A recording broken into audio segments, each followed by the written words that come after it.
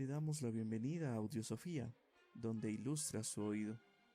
Si deseas descargar el texto, encontrarás el enlace en la descripción.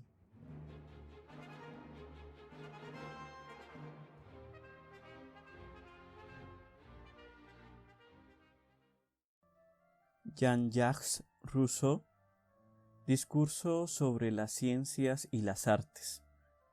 Discurso sobre si el restablecimiento de las ciencias y de las artes ha contribuido al mejoramiento de las costumbres. Barbarus hic ego quia non intelligor illis. Ovidio, Triste, libro quinto, elegía 10, verso 37. Advertencia. Lo que es la celeridad. He aquí la desdichada obra a la cual yo debo la mía. Cierto es que ella me ha conquistado un premio y me ha dado un nombre, es algo menos que mediocre, y me atrevo a añadir que es una de las más insignificantes de toda esta recopilación.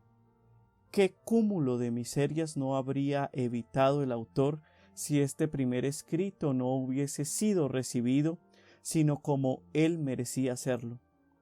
Pero era necesario que un favor, después de todo injusto, me granjeara por grados un rigor que lo es aún más.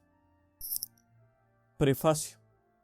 He aquí una de las grandes y bellas cuestiones que hayan sido jamás suscitadas. No se trata en absoluto en este discurso de las sutilezas metafísicas que han invadido todos los campos de la literatura y de las cuales no están siempre exentos los programas de academia, sino de una de esas verdades que tienden a hacer la felicidad del género humano. Preveo que se me perdonará difícilmente la resolución que he osado tomar. De frente contra todo lo que constituye hoy la admiración de los hombres, no puedo esperar sino la reprobación universal, pues no por haber sido honrado con el beneplácito de algunos sabios, debo contar con el del público. He emprendido mi camino y no me cuido de satisfacer ni a los sabios ni a las gentes a la moda. Habrá en todos los tiempos hombres hechos para ser subyugados por las opiniones de su siglo, de su país y del medio en que viven. Tal constituye hoy el espíritu fuerte y el filósofo que, por idéntica razón, no debería ser más que un fanático del tiempo de la liga. Mas no se debe escribir para tales lectores cuando se quiere vivir más allá de un siglo. Una palabra más y he terminado.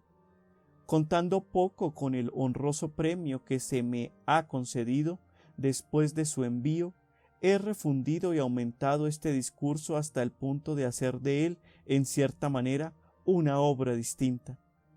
Hoy me he creído obligado a restablecerlo a su estado primitivo, en el cual fue premiado. He dejado solamente algunas notas y 2 adiciones fáciles de reconocer, las cuales la Academia no habría quizá aprobado. He pensado que la equidad, el respeto y el reconocimiento exigían de mí esta advertencia.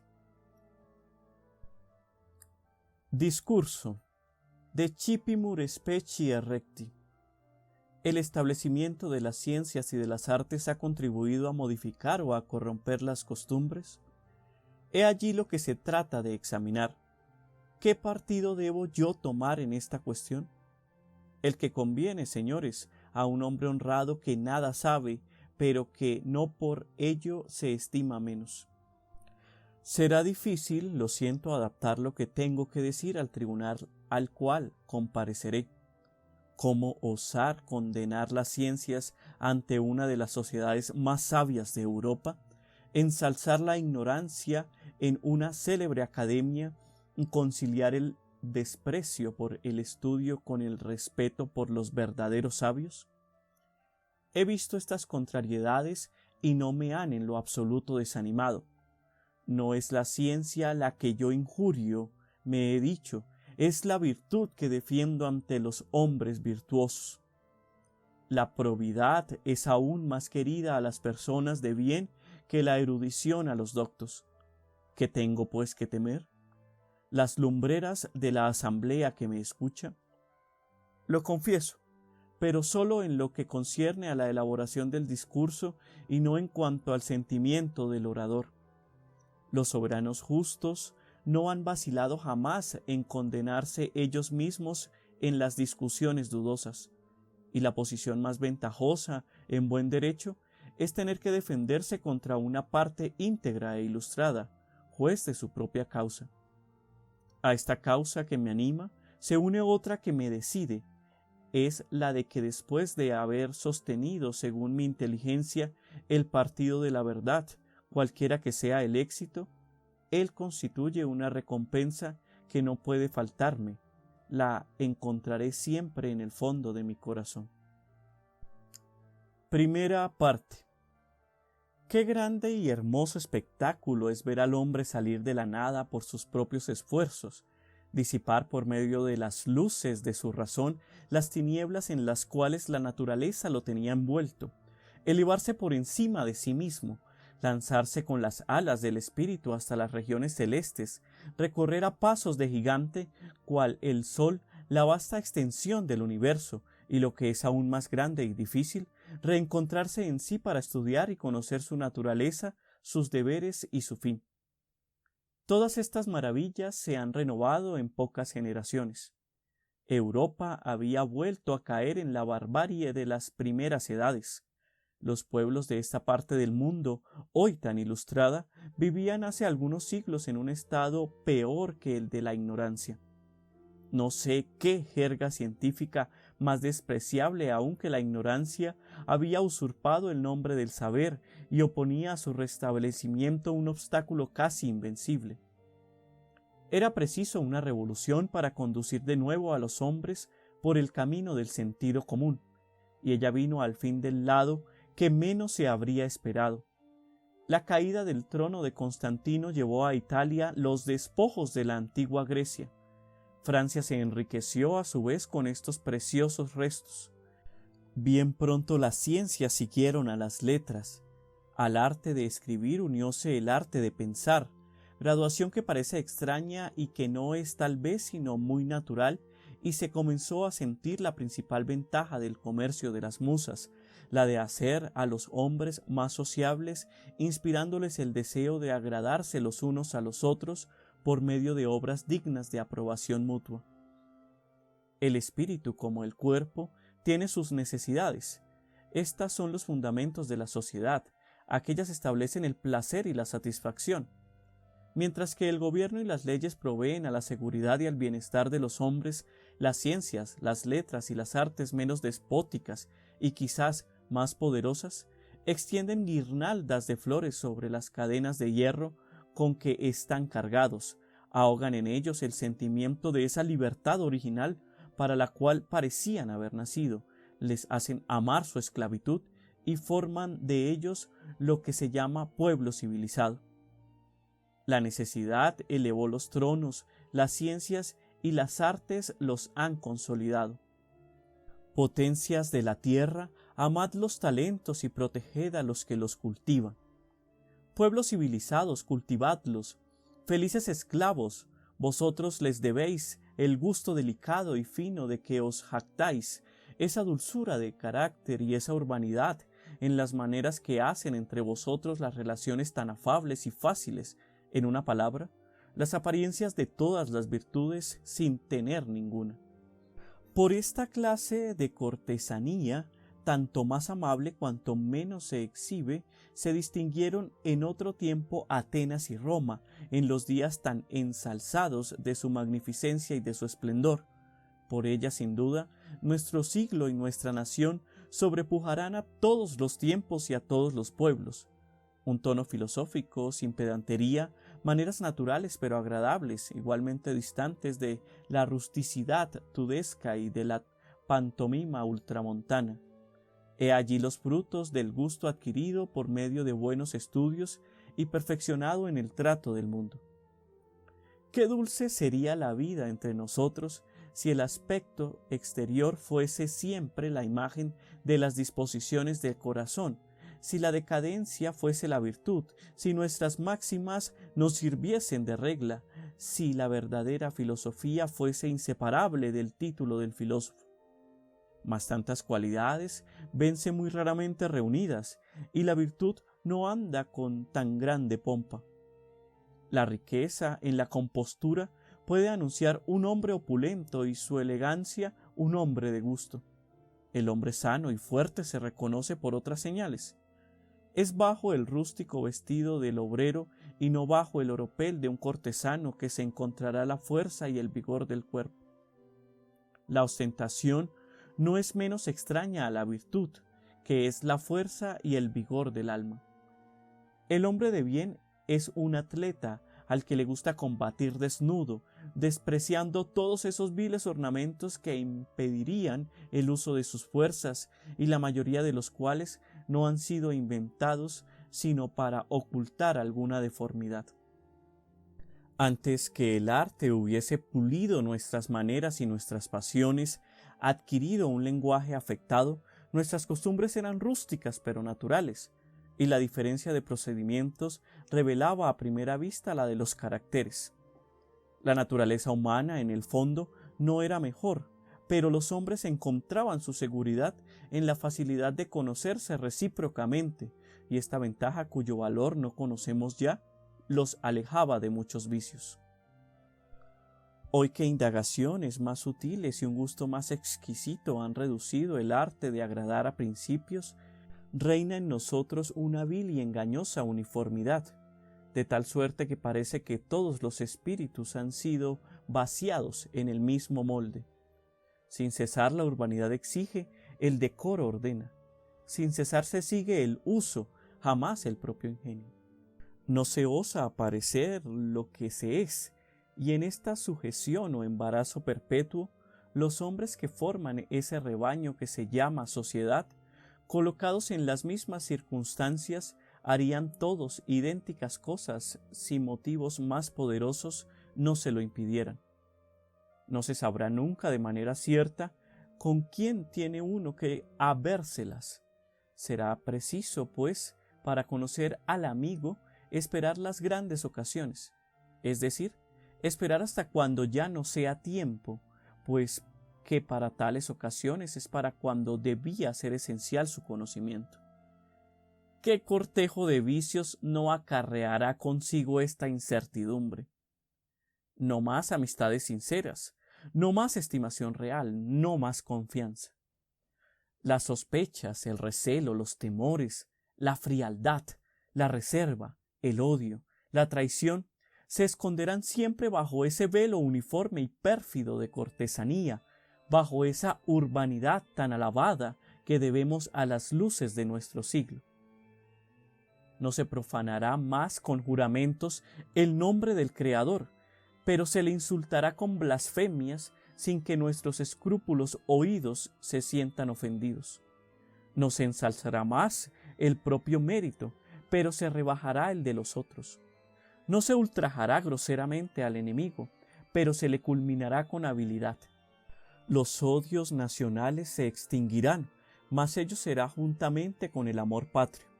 A la ignorancia despreciada se sustituirá un peligroso pirronismo.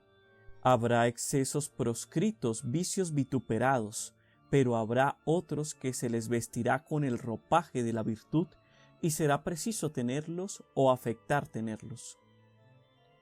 Que ensalce el que quiera la sobriedad de los sabios actuales. Yo en ella no veo más que un refinamiento de intemperancia, tanto más indigna de mi elogio cuanto artificiosa es su simplicidad. Tal es la pureza adquirida en nuestras costumbres, y es así como nos hemos convertido en gentes de bien. Corresponde a las letras, a las ciencias y a las artes reivindicar lo que les pertenece en tan saludable obra. Agregaré solamente una observación, la de que si un habitante de cualquier remota comarca procurase formarse una idea de las costumbres europeas sobre el estado de las conciencias entre nosotros, sobre la perfección de nuestras artes, sobre la decencia de nuestros espectáculos, sobre la cortesía de nuestros modales, sobre la afabilidad de nuestros discursos, sobre nuestras perpetuas demostraciones de benevolencia y sobre ese concurso tumultuoso de hombres de toda edad y estado que parecen afanados desde el romper del alba hasta que el sol declina, a obligarse recíprocamente, ese extranjero, digo, descubriría exactamente en nuestras costumbres lo contrario de lo que ellas son. Donde no hay efecto, no hay causa que buscar, mas aquí el efecto es positivo, la depravación real. Nuestras almas se han corrompido a medida que nuestras ciencias y nuestras artes han avanzado hacia la perfección. ¿Se dirá que es una desgracia inherente a nuestra época? No, señores. Los males causados por nuestra vana curiosidad son tan antiguos como el mundo. El flujo y reflujo de las aguas del océano no han sido sujetos con más precisión al curso del astro que nos alumbra en la noche que lo ha sido la suerte de las costumbres y de la probabilidad respecto al progreso de la ciencia y de las artes. Se ha visto a la virtud esconderse ofuscada a medida que sus luces elevándose sobre nuestro horizonte, observándose el mismo fenómeno en todos los tiempos y en todos los lugares. Ved Egipto, esa primera escuela del universo, ese clima tan fértil bajo un cielo color de bronce, esa comarca de donde Sesostris partió un día para conquistar el mundo. Vedla, digo, siendo la madre de la filosofía y de las bellas artes, y muy pronto ser conquistada por Cambises, luego por los griegos, por los romanos, por los árabes y en fin por los turcos. Ved Grecia, en otro tiempo pueblo de héroes vencedores 2 veces de Asia, la una en Troya y la otra en sus propios lares. Las letras, todavía en su infancia, no habían llevado la corrupción al corazón de sus habitantes, pero el progreso de las artes, la disolución de las costumbres y el yugo de los macedonios se siguieron muy de cerca, y Grecia, siempre sabia, siempre voluptuosa y siempre esclava, no experimentó en sus revoluciones más que cambios de dueños o señores. Toda la elocuencia de Demóstenes no logró jamás reanimar un cuerpo que el lujo y las artes habían enervado. Fue en tiempo de Ennio y Terencio cuando Roma, fundada por un pastor e ilustrada por labradores, comenzó a degenerar, pues después de los Ovidios, de los Catulos, de los Marciales y de toda esa turba de autores obscenos cuyos solos nombres alarman el pudor, Roma, en otro tiempo templo de la virtud, conviértese en teatro del crimen, en oprobio de las naciones y en juguete de los bárbaros. Esta capital del mundo cae al fin bajo el mismo yugo que ella había impuesto a tantos pueblos, siendo el día de su caída la víspera del que se dio a uno de sus ciudadanos el título de árbitro del buen gusto. ¿Y qué diré de esa metrópoli del imperio de Oriente que por su posición parecía deber ser la del mundo entero, de ese asilo de las ciencias y de las artes proscritas del resto de Europa, tal vez más por sabiduría que por barbarie? Todo lo que la relajación y la corrupción tienen de más vergonzoso, la traición, el asesinato y el veneno, el concurso de todos los crímenes más atroces, he allí lo que forma la historia de Constantinopla. He allí la fuente pura de donde nos han emanado las luces con que nuestro siglo se glorifica. Mas, ¿a qué buscar en remotos tiempos las pruebas de una verdad de la cual tenemos a la vista testimonios subsistentes? Hay en Asia una región inmensa en donde las letras reverenciadas y respetadas conducen a ocupar las primeras dignidades del Estado. Si las ciencias han mejorado las costumbres, si ellas han enseñado a los hombres a verter su sangre por la patria, si ellas avivan el valor, los pueblos de la China deberían ser sabios, libres e invencibles. Pero si por el contrario, no hay vicio que no los domine ni crimen que no les sea familiar, si los conocimientos de los ministros, al igual que la pretendida sabiduría de las leyes y la multitud de habitantes de este vasto imperio, no han podido sustraerlo al yugo del tártaro ignorante y grosero. ¿De qué le han servido todos sus sabios? ¿Qué fruto ha sacado de los hombres con que han sido tales sabios colmados? ¿Será tal vez el de ser un pueblo de esclavos y malvados?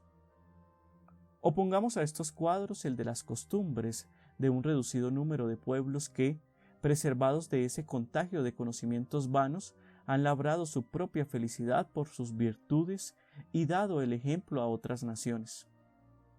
Tales fueron los primitivos persas, nación singular, en donde se aprendían la virtud como entre nosotros se aprende la ciencia, la que subyugó el Asia con tanta facilidad y la única que ha tenido la gloria de que sus instituciones háyanse considerado como una novela filosófica.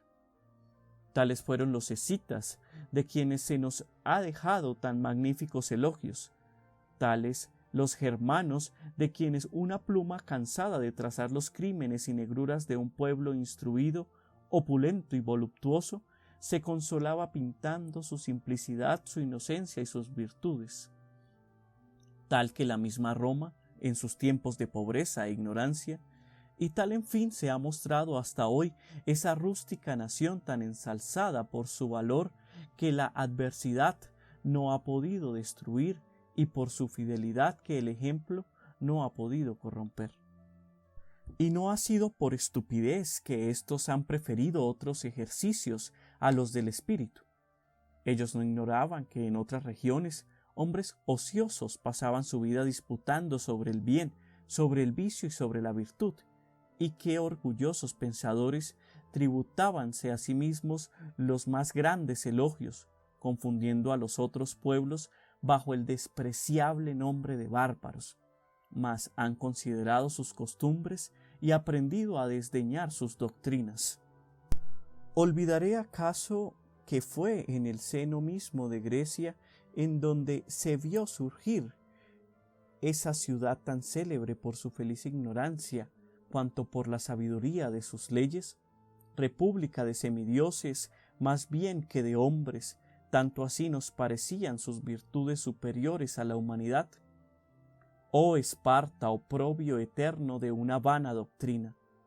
Mientras que los vicios, engendrados por las bellas artes, introdujéronse en tropel en Atenas, mientras que un tirano reunía en ella con tanto esmero las obras del príncipe de los poetas, tú arrojabas de tus muros artes y artistas, ciencias y sabios.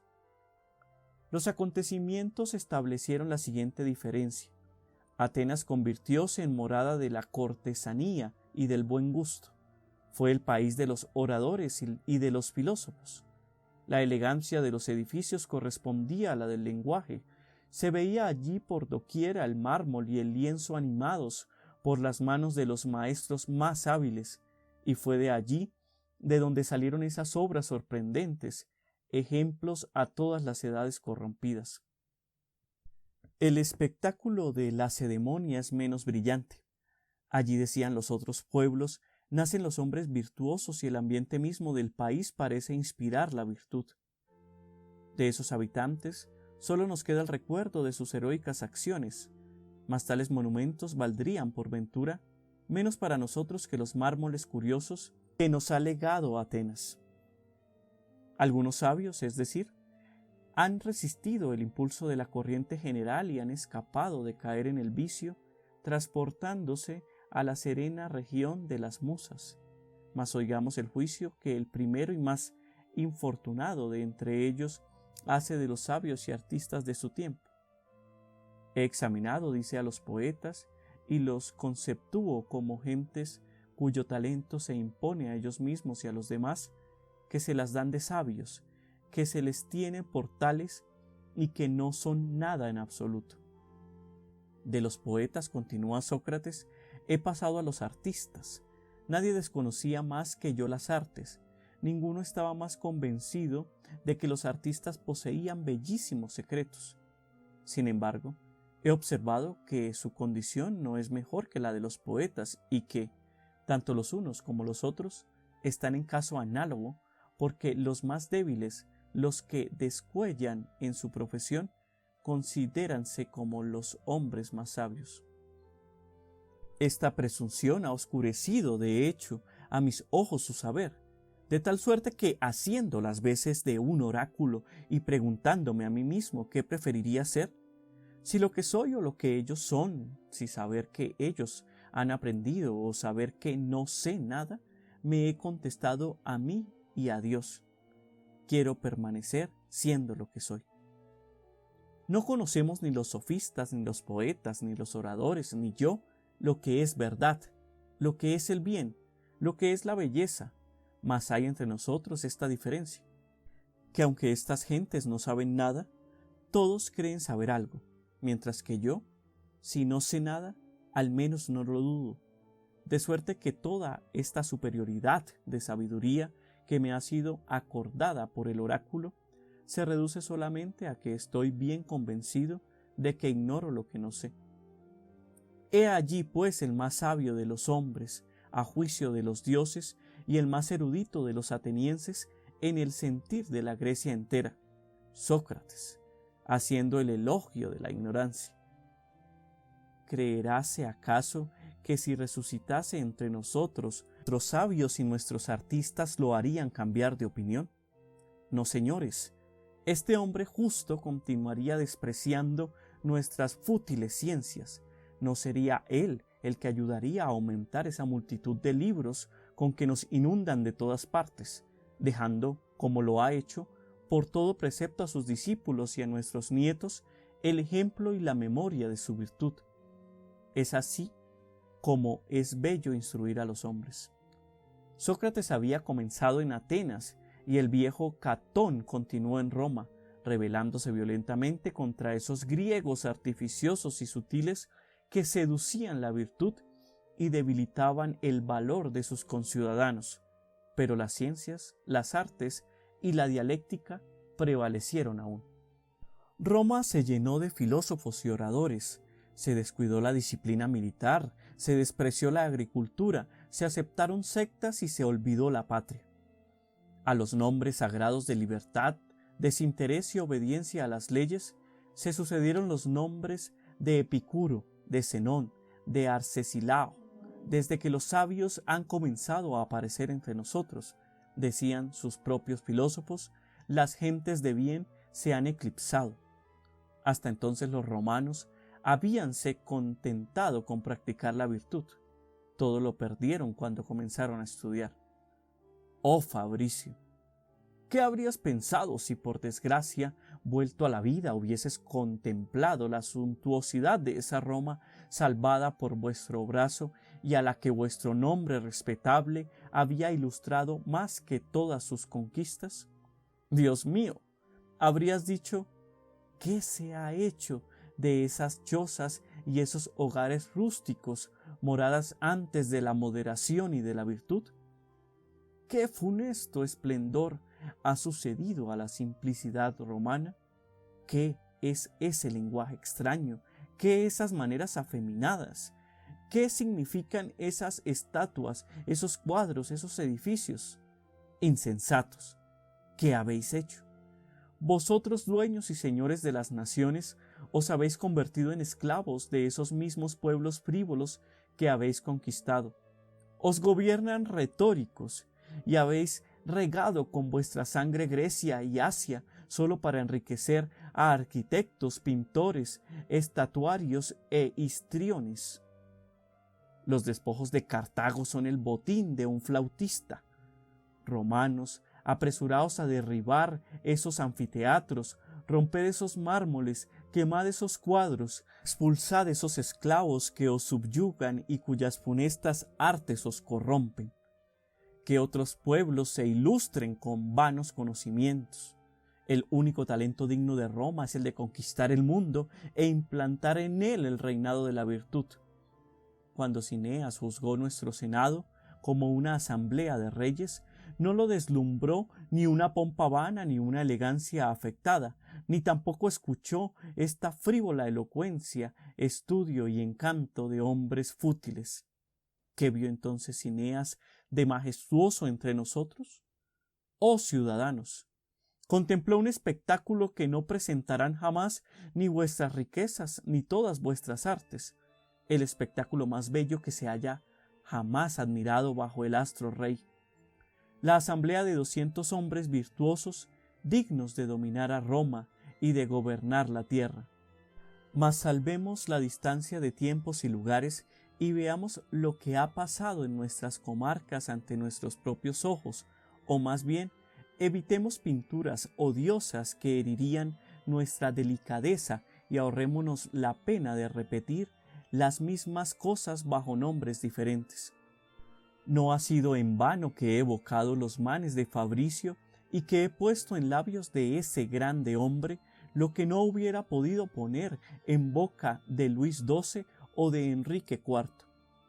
Entre nosotros, es cierto que Sócrates no hubiera bebido la cicuta, pero habría bebido en una copa más amarga aún, la burla insultante y el desprecio 100 veces peor que la muerte. He allí, pues, cómo el lujo, la disociación y la esclavitud han sido en todo tiempo el castigo impuesto a los orgullosos esfuerzos que hemos hecho por salir de la feliz ignorancia en que la sabiduría eterna nos había colocado. El espeso velo con que ella ha cubierto todas sus obras parecía advertirnos suficientemente que no nos había destinado a vanas investigaciones, mas, por ventura, ¿hemos sabido aprovechar algunas de sus lecciones o las hemos descuidado impunemente? Pueblos, sabed de una vez que la naturaleza ha querido preservarnos de la ciencia, de la misma manera que una madre arranca un arma peligrosa de las manos del hijo, que todos los secretos que os oculta son otros tantos males contra los cuales os escuda, y que el trabajo que os cuesta instruirnos no es el más pequeño de sus beneficios. Los hombres son perversos, pero serían peores aún si hubiesen tenido la desgracia de nacer sabios. Cuán humillantes son estas reflexiones para la humanidad, cuánto debe con ellas nuestro orgullo sufrir. ¿Qué? ¿La probidad será acaso hija de la ignorancia? ¿La ciencia y la virtud serán incompatibles? ¿Qué consecuencia no se sacarían de tales prejuicios? Mas para conciliar esas contrariedades aparentes, no hay más que examinar de cerca la vanidad y la insignificancia de esos títulos orgullosos que nos deslumbran y que concedemos tan gratuitamente a los conocimientos humanos.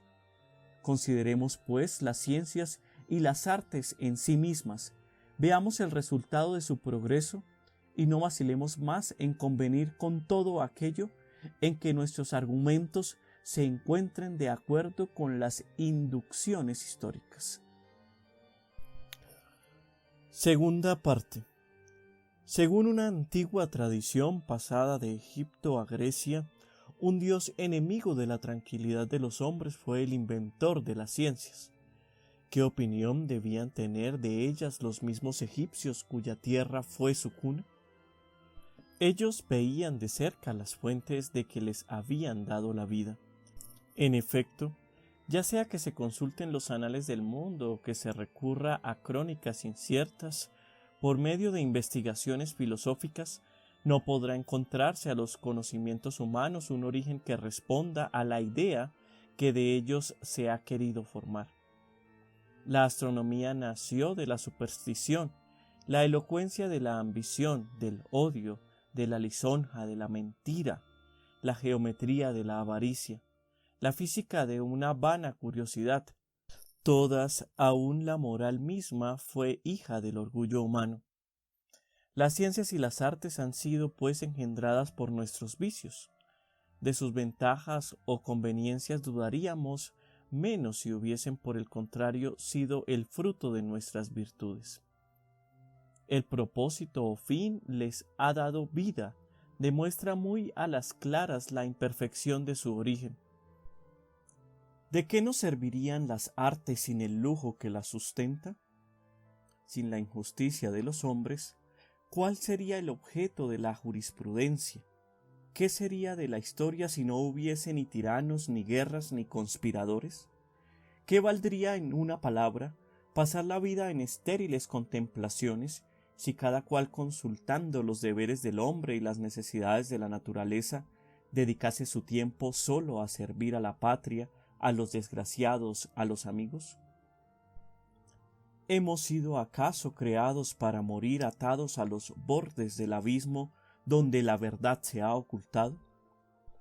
Esta sola reflexión debería desanimar desde los primeros pasos a todo hombre que seriamente desease instruirse por medio del estudio de la filosofía. Cuántos peligros, cuántas falsas vías se han seguido en la investigación de las ciencias, por cuántos errores 1000 veces más peligrosos, cuánto inútil es la verdad, no es preciso pasar para llegar a ella. La desventaja es visible, puesto que el error es susceptible de infinidad de combinaciones, en tanto que la verdad manifiéstase siempre de la misma manera. ¿Quién, por otra parte, la busca sinceramente? Y aunque con la mejor voluntad, ¿por medio de qué indicios o señales puede estarse seguro de reconocerla? En esta confusión de sentimientos diversos, ¿cuál sería nuestro criterium para bien distinguirla? Y lo que es más difícil aún, si por fortuna la encontrásemos al fin, ¿quién de nosotros sabría debidamente utilizarla? Si nuestras ciencias son vanas e inútiles al objeto que se proponen, son aún más peligrosas por los efectos que producen. Nacidas de la ociosidad, nutren a su vez a esta y la pérdida irreparable del tiempo. Es el primer perjuicio que necesariamente causan a la sociedad. En política como en moral, es un gran mal no hacer el bien, y todo ciudadano inútil puede ser considerado como hombre pernicioso. Respondedme, pues, filósofos ilustres, vosotros, por quienes conocemos las leyes por las cuales los cuerpos se atraen en el espacio, cuáles son en las revoluciones de los planetas las relaciones de las áreas recorridas en tiempos iguales, qué curvas tienen puntos conjugados, puntos de inflexión y de dirección contraria, cómo el hombre ve todo en Dios, cómo el alma y el cuerpo se corresponden sin comunicación, cuál se corresponden los relojes, cuáles astros pueden ser habitados, qué insectos se reproducen de manera extraordinaria. Respondedme, digo, vosotros, de quienes hemos recibido tantos conocimientos sublimes, si nunca nos hubieseis enseñado nada de estas cosas, ¿seríamos menos numerosos, peor gobernados, menos temibles, menos florecientes o más perversos? Examinad, pues, de nuevo la importancia de vuestras producciones, y si los trabajos de los más esclarecidos de nuestros sabios y de nuestros mejores ciudadanos nos reportan tan poca utilidad, decidnos, ¿qué debemos pensar de esa multitud de escritores oscuros y de ociosos literatos que devoran inútilmente la substancia del Estado?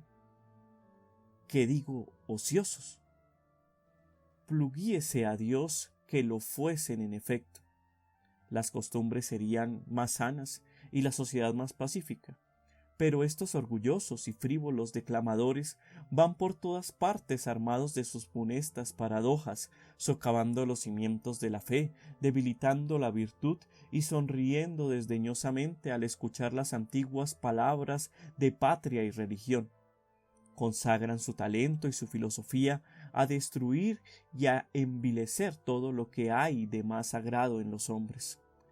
Y no es que en el fondo odien ni la virtud ni nuestros dogmas, no. Son sólo enemigos de la opinión pública, tanto que para traerlos al pie de los altares bastaría relegarlos entre los ateos. Oh furor de la distinción, ¿cuál es tu poder? El abuso del tiempo constituye un gran mal, pero otros peores siguen a las ciencias y a las artes. Tal es el lujo nacido, como ellas, de la ociosidad y de la vanidad humanas. Aquel rara vez deja de estar acompañado de ellas y éstos no van jamás sin él. Sé que nuestra filosofía fecunda siempre en máximas extravagantes, pretende contra la experiencia de todos los siglos que el lujo hace la grandeza y esplendor de los estados, pero aun después de haber olvidado la necesidad de leyes suntuarias, osará todavía negar que las buenas costumbres son esenciales para la conservación y duración de los imperios y que el lujo es diametralmente opuesto a aquellas. Que el lujo sea señal inequívoca de riquezas, que sirva si también se quiere a multiplicarlas. ¿Qué conclusión se saca de paradoja semejante, propia y digna de nuestra época? ¿Y qué vendrá a ser la virtud si será preciso enriquecerse a toda costa? Los antiguos políticos hablaban sin cesar de las costumbres y de la virtud. Los nuestros no hablan más que de comercio y de dinero. El uno os dirá que un hombre vale en tal lugar la cantidad que darían por él en Argel.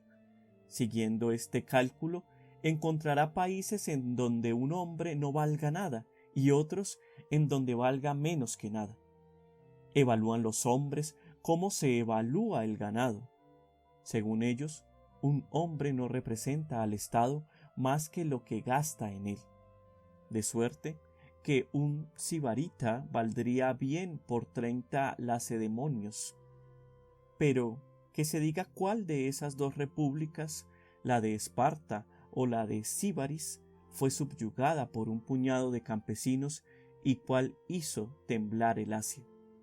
La monarquía de Ciro fue conquistada con 30.000 hombres por un príncipe más pobre que el más insignificante de los sátrapas de Persia, y los escitas de los pueblos el más miserable. Resistieron a los más poderosos monarcas del universo. Dos repúblicas famosas disputáronse el imperio del mundo. La una era muy rica y la otra no tenía nada, y sin embargo fue esta última la que destruyó la otra.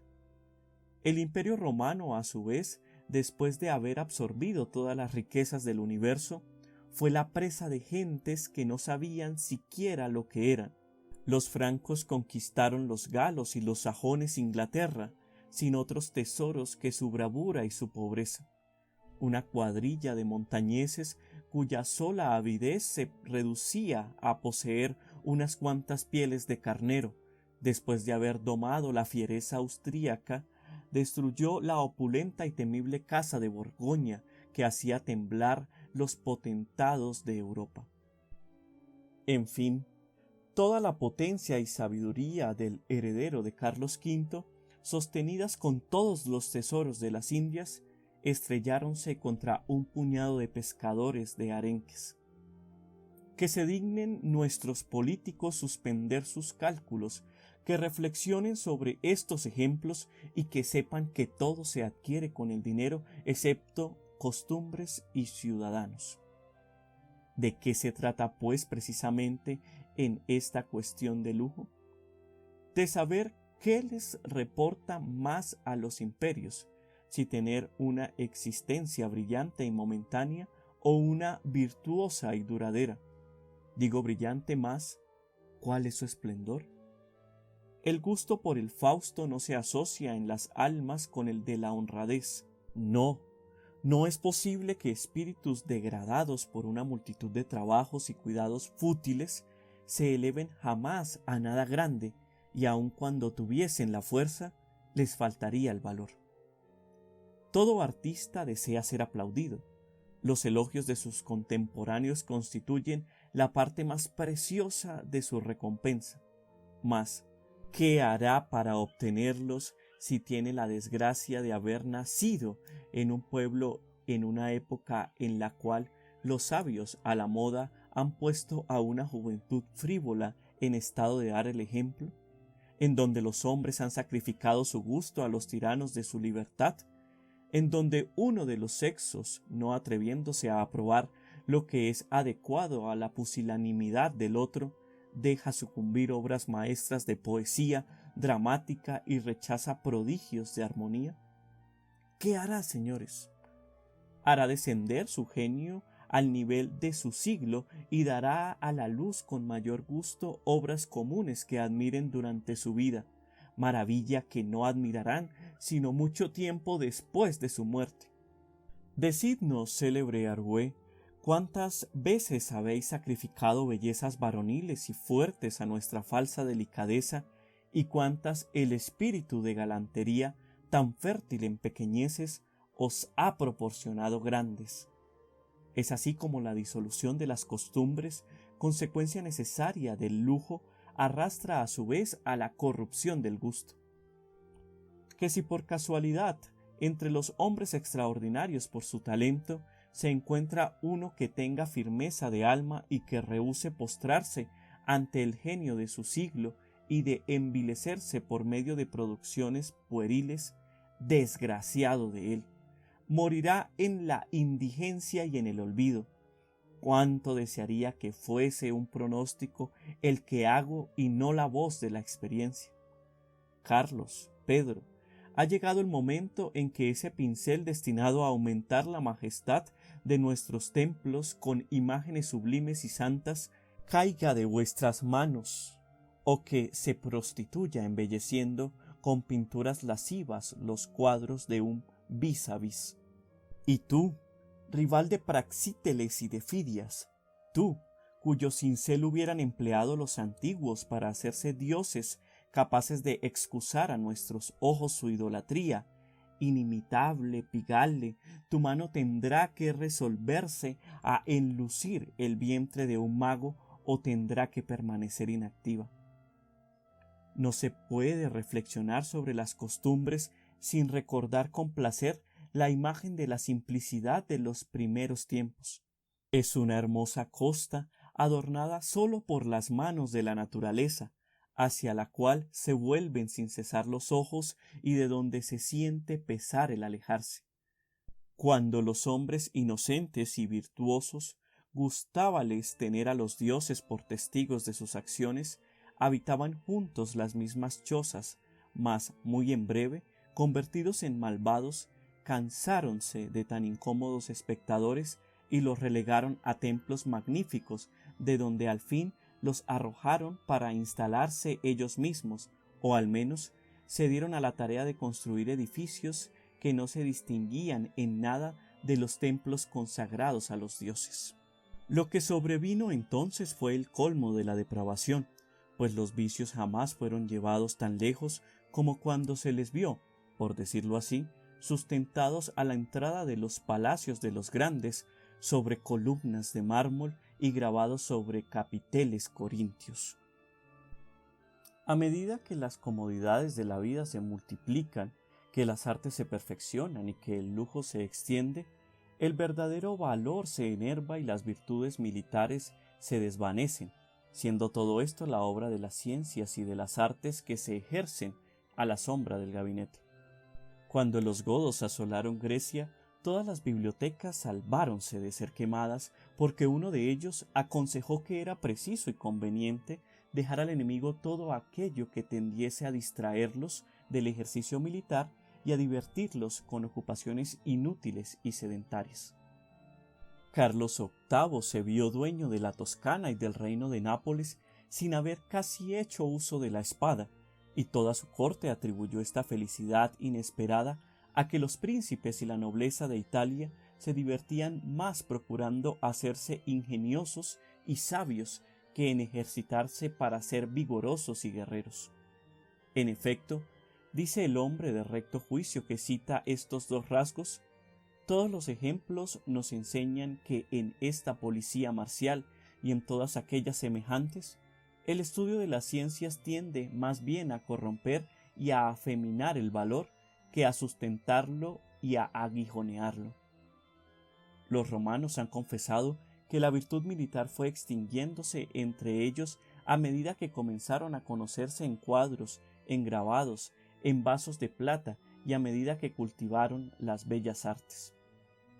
Y como si esta nación famosa estuviese destinada a servir constantemente de ejemplo a los otros pueblos, la exaltación de los Médici y el restablecimiento de las letras hicieron caer de golpe, y tal vez para siempre, esa reputación guerrera que la Italia parecía haber recobrado hace algunos siglos. Las antiguas repúblicas de Grecia, con esa sabiduría que resplandecía en la mayoría de sus instituciones, prohibieron a sus ciudadanos todos los oficios sosegados y sedentarios que, agobiando y corrompiendo el cuerpo, enervan presto el vigor del alma. ¿Con qué entereza, en efecto, piénsase que pueden hacer frente al hambre, a la sed, a las fatigas, a los peligros y a la muerte, hombres cuya menor necesidad los abruma y el menor pesar les desanima? ¿Con qué valor soportarían los soldados trabajos excesivos a los cuales no están acostumbrados? ¿Con qué deseo emprenderían marchas forzadas bajo las órdenes de oficiales que no tienen la fuerza suficiente para viajar ni aun a caballo? Y no se objete como argumento el valor renombrado de todos esos guerreros modernos tan sabiamente disciplinados. Se me puede alabar su bravura en un día de batalla, pero no se me dice cómo pueden soportar los excesos del trabajo, ni cómo resistirán a los rigores de las estaciones y a la intemperie del aire. No se necesita más que un poco de sol o de nieve, solo basta que se les prive de algunas superfluidades para aniquilar y destruir en pocos días el mejor de nuestros ejércitos. Intrépidos guerreros, pasad por la pena de oír una vez la verdad, que no os es dicha a menudo. Sois valientes, lo sé. Vosotros habríais triunfado con Aníbal en Cannes y en Trasimeno. César con vosotros habría pasado el Rubicón y esclavizado su país, pero no es con vosotros que el primero habría atravesado los Alpes y que el otro habría vencido vuestros antepasados. Los combates no deciden siempre el éxito en la guerra. Existe para los generales un arte superior al de ganar batallas. Tal hombre, por ejemplo, corre hacia la lucha con intrepidez y no deja con todo de ser un mal oficial, y tratándose del soldado mismo, algo más de fuerza y de vigor sería acaso más necesario que ese derroche de bravura que no le preserva contra la muerte. Y ¿qué importa al Estado que sus tropas perezcan de fiebre y de frío o bajo el hierro enemigo?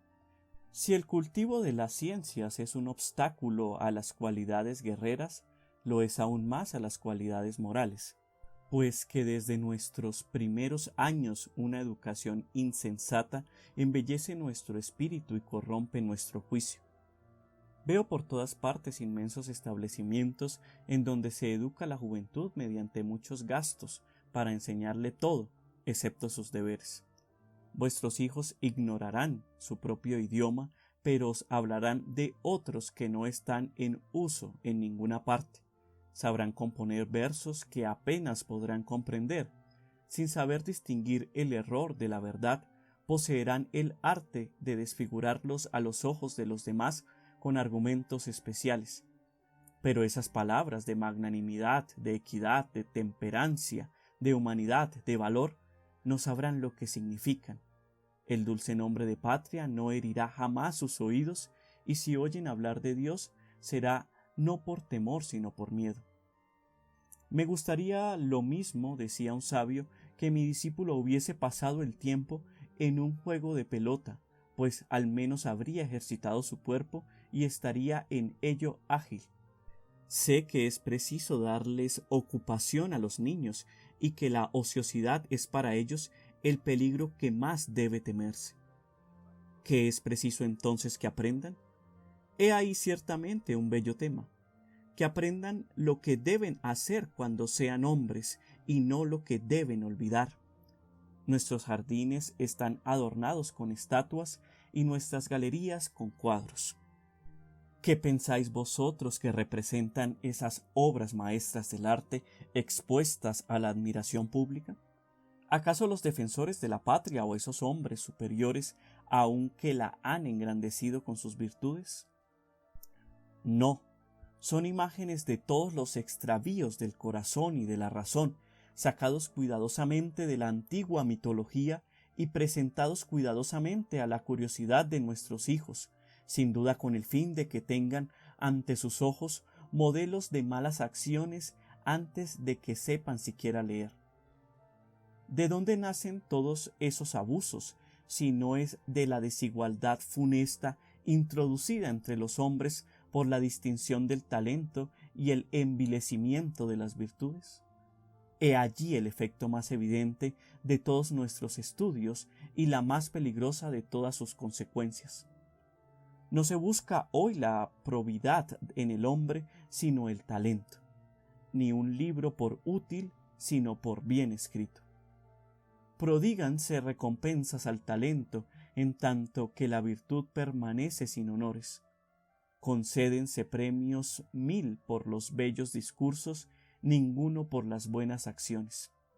Que se diga, sin embargo, si la gloria discernida al mejor de los discursos que sean laureados en esta academia es comparable al mérito de haber establecido la recompensa.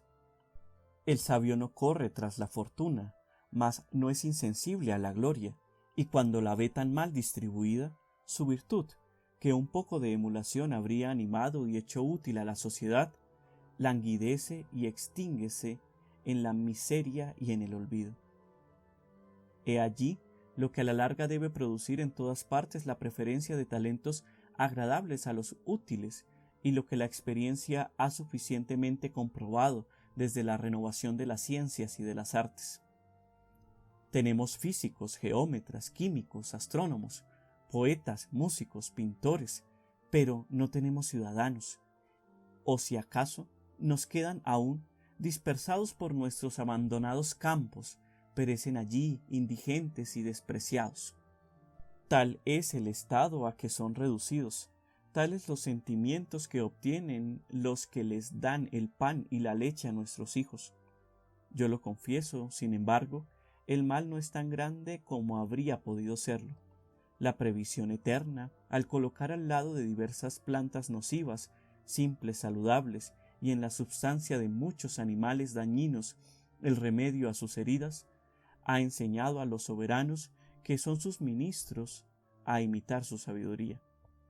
Siguiendo su ejemplo, del seno mismo de las ciencias y de las artes, fuentes de miles desórdenes, ese gran monarca, cuya gloria no hará sino adquirir de edad en edad nuevos resplandores, ha establecido esas célebres sociedades cargadas, a la vez que con el peligroso bagaje de los conocimientos humanos, con el del sagrado de las costumbres, por la atención que dedican a mantener en ellas toda la pureza y de exigirla en todos los miembros que reciben.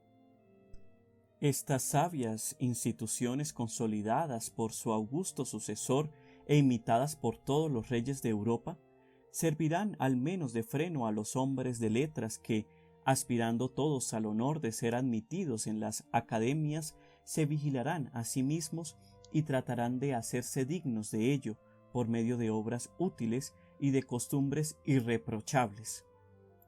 Las de estas sociedades que mediante el premio con que honren el mérito literario hagan la selección de temas a propósito para reanimar el amor a la virtud en el corazón de los ciudadanos, mostrarán que este amor reina entre ellas y darán a los pueblos ese placer tan raro como dulce de ver sociedades sabias dedicarse a derramar sobre el género humano no solamente luces agradables, sino también instrucciones saludables.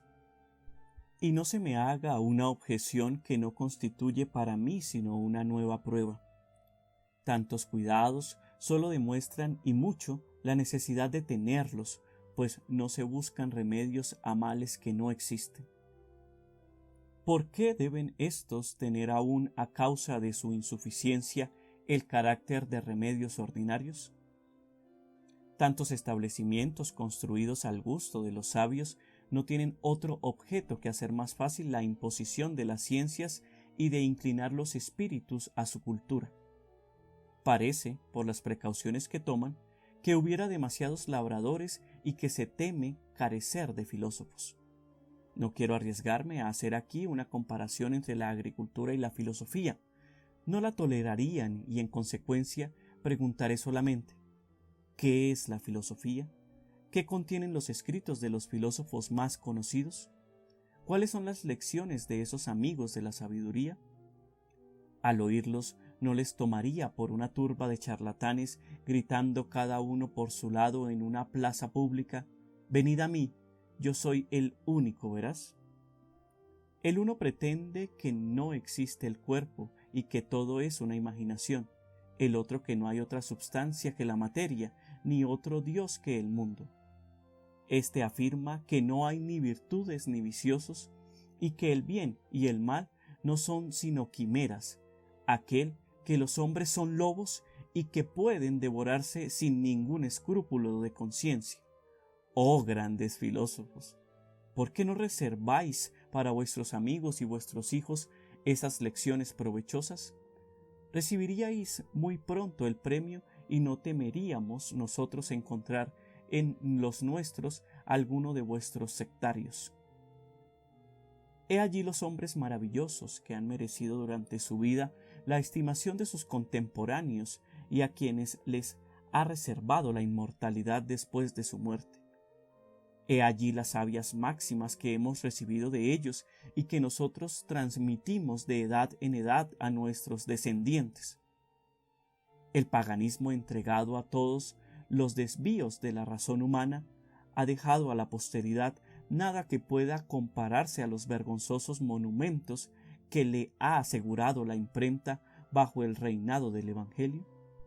Los escritos impíos de los Leucipos y de los Diágoras perecieron con ellos, pues no habían aún inventado el arte de eternizar las extravagancias del espíritu humano, pero gracias a los caracteres tipográficos y al uso que de ellos hacemos, los dañinos extravíos de Hobbes y de Spinoza vivirán por siempre.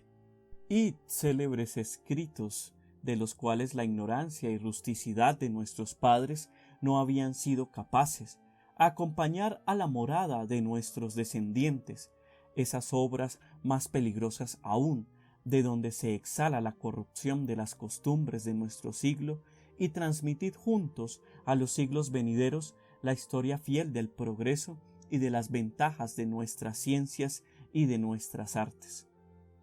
Si ellos os leen, no dejaréis en su espíritu perplejidad alguna sobre el tema que en la actualidad tratamos, y a menos que sean más insensatos que nosotros, elevarán las manos al cielo y dirán en su amargura: Dios Todopoderoso, tú que tienes en tus manos los espíritus, líbranos de las luces y de las funestas artes de nuestros padres y otórganos de nuevo la ignorancia, la inocencia y la indigencia, únicos bienes que pueden hacer nuestra felicidad y los únicos meritorios ante ti.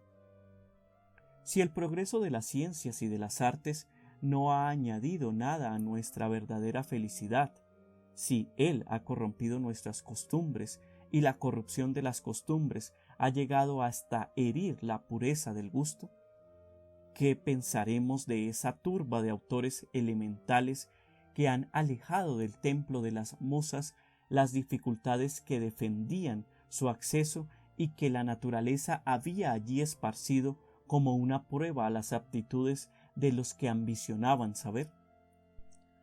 ¿Qué pensaremos de esos compiladores de obras que han indiscretamente roto la puerta de las ciencias e introducido en su santuario un populacho indigno de acercarse a él, cuando habría sido preferible que todos los que no pudieran ir lejos en la carrera de las letras fueran rechazados desde sus umbrales y obligados a dedicarse a artes útiles a la sociedad? El que será toda su vida un mal versificador, un geómetra subalterno, habría podido ser tal vez un gran fabricador de telas. Aquellos a quienes la naturaleza habría destinado a ser profesores no han necesitado de maestros. Los Verulam, los Descartes y los Newton, esos preceptores del género humano, no los han tenido, y ¿qué guías los hubieran conducido hasta donde su vasto genio los ha llevado? Profesores ordinarios no habrían podido hacer otra cosa que obligar sus inteligencias ajustándolas a la estrecha capacidad de la de ellos. Los primeros obstáculos con que tropezaron sirviéronles de aguijón a sus esfuerzos y enseñáronles a franquear el inmenso espacio que han recorrido. Si es permitido a ciertos hombres entregarse al estudio de las ciencias y de las artes, no es a otros que a aquellos que se sientan con la fuerza suficiente para seguir sus huellas y sobrepujarlas. Es a ese reducido número a que corresponde elevar monumentos a la gloria del espíritu humano. Mas si se quiere que nada traspase los límites de su genio, es preciso que nada tampoco traspase los límites de sus esperanzas. He allí la única voz de aliento de que necesitan. El alma se acomoda insensiblemente a los objetos que la ocupan, siendo las grandes ocasiones las que hacen los grandes hombres. El príncipe de la elocuencia fue cónsul de Roma, y el más grande tal vez de los filósofos, canciller de Inglaterra.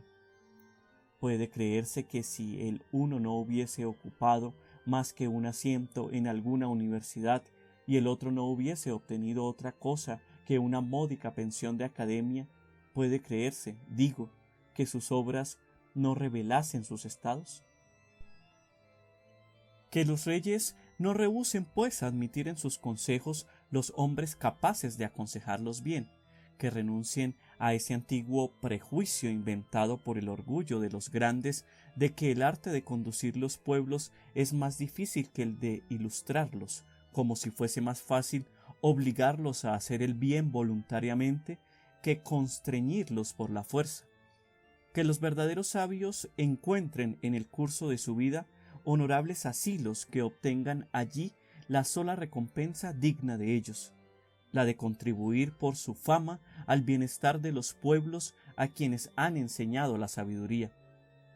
Solamente entonces se verá lo que pueden la virtud, la ciencia y la autoridad animadas por una noble emulación y trabajando de consumo por la felicidad del género humano. Pero mientras que la autoridad permanezca aislada de un lado y las luces y la ciencia de otro, los sabios raramente concebirán cosas grandes, los príncipes más raramente aún las ejecutarán y los pueblos continuarán siendo viles, corrompidos y desgraciados. En cuanto a nosotros, hombres vulgares, a quienes el cielo no ha dotado de tan grandes talentos y a quienes no ha destinado a tanta gloria, permanezcamos en nuestra oscuridad. No corramos tras una reputación que se nos escaparía y que en el estado actual de cosas no nos representaría jamás lo que nos ha costado, aun cuando tuviésemos todos los títulos para obtenerla. ¿A qué buscar nuestra felicidad en la opinión de los otros si podemos encontrarla en nosotros mismos? Dejemos a otros el cuidado de instruir los pueblos en sus deberes y concretémonos nosotros a cumplir bien los nuestros. No tenemos necesidad de saber más. Oh virtud, ciencia sublime de almas ingenuas, ¿es preciso tantas penas y tanto aparato para conocerte? Tus principios no están grabados en todos los corazones y no basta acaso para aprender tus leyes reconcentrarse en sí mismo y escuchar la voz de la conciencia en el silencio de las pasiones. He allí la verdadera filosofía. Contentémonos con ella y sin envidiar la gloria de esos hombres célebres que se inmortalizan en la República de las Letras. Tratemos de colocar entre ellos y nosotros esa distinción gloriosa que se notaba en otros tiempos entre dos grandes pueblos. El uno sabía bien decir, el otro bien hacer.